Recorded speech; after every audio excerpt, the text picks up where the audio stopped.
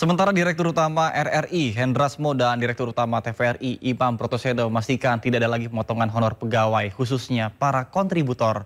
Keduanya juga memastikan tidak ada lagi pemecatan pegawai dari TVRI dan juga RRI usai rekonstruksi efisiensi anggaran 2025. Ini bersyukur kita sudah ada pengurangan pemblokiran sebagaimana yang disampaikan oleh Pak Ketua Komisi 7. Per hari ini juga kalau kami tadi malam sudah kirim, ini sudah solve semuanya. Kontri kami itu 979 total loh ya, tetapi yang bermasalah nggak sampai, paling hanya 10-20 ya, nggak sampai gitu. Kembalikan semuanya, nggak ada.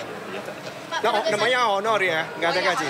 Karena kalau namanya kontributor itu dibayar berdasarkan per item. Setelah rapat RTP ini tidak ada lagi semacam perumahan atau pengurangan honor dan hal-hal yang berkaitan dengan penghasilan dari kontributor di daerah. Jadi kami setuju dan sepakat. Pemirsa Komisi 2 DPR RI menilai hingga kini belum mengetahui landasan pemerintah dalam mengambil kebijakan pemotongan anggaran demi efisiensi. Menurut anggota Komisi 2 fraksi PD Perjuangan, kebijakan Prabowo akan berdampak kepada kesejahteraan masyarakat. Arya Bima meminta pemerintah untuk menjelaskan secara transparan alasan dibalik kebijakan efisiensi anggaran yang memotong sejumlah anggaran kementerian dan lembaga secara signifikan. Dalam rapat mengenai efisiensi anggaran yang dilakukan Komisi 2, Arya berharap para pegawai kementerian atau lembaga tidak mengeluh imbas operasional kantor yang dikurangi. Arya juga menyinggung soal kondisi ekonomi nasional dan global yang tidak menentu dan selalu mengalami perubahan. Dikurangi. Saya potong setengah.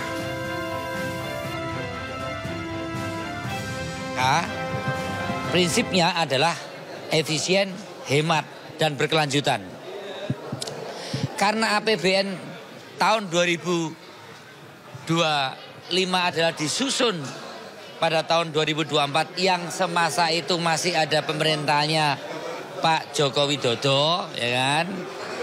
Itu masih bisa kita pahami kalau sekarang ada yang namanya program penghematan. Program penghematan sehingga seluruh kementerian lembaga itu dipangkas awalnya 50% dan hari ini ada penambahan yang kita putuskan. Menteri Sosial Republik Indonesia Saifullah Yusuf atau Gus Ipul menyatakan bantuan sosial Bansos untuk masyarakat tidak akan berdampak kebijakan efisiensi anggaran yang diinstruksikan oleh Presiden Prabowo Subianto. Penyaluran bansos saat ini sudah berjalan sesuai dengan rencana tanpa ada potongan dana.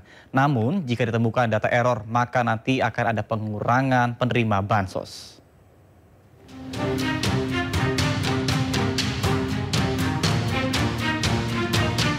Kebijakan efisiensi yang diperintahkan Presiden Prabowo Subianto tidak menyasar pada bantuan sosial untuk masyarakat. Kementerian Sosial masuk dalam salah satu lembaga yang tidak terdampak pemangkasan anggaran, khususnya pada program bantuan sosial. Menurut Menteri Sosial Saifullah Yusuf, penyaluran bansos saat ini sudah berjalan sesuai rencana dan tidak ada masalah yang menghambat proses tersebut. Penambahan jumlah bansos masih mungkin dilakukan sesuai dengan arahan Presiden Prabowo Subianto. Namun, saat ini pihaknya masih fokus pada proses penyempurnaan data penerima bansos. Ya enggak lah, untuk enggak ada masalah. Kalau penyaluran bansos segala macam enggak salah, sekarang sudah disalurkan. Sudah proses penyaluran. Bansosnya nggak dikurangi ya Pak, malah ditambah tuh? Kalau memang diperlukan Presiden akan nambah, itu arahan Presiden itu. Tapi kan sekarang masih sedang dalam proses untuk menuntaskan data, itu dulu yang dituntaskan hari ini. Keputusan pemerintah dalam melakukan efisiensi anggaran itu tertuang dalam Instruksi Presiden Nomor 1 Tahun 2025 tentang efisiensi belanja dalam pelaksanaan APBN dan APBD 2025.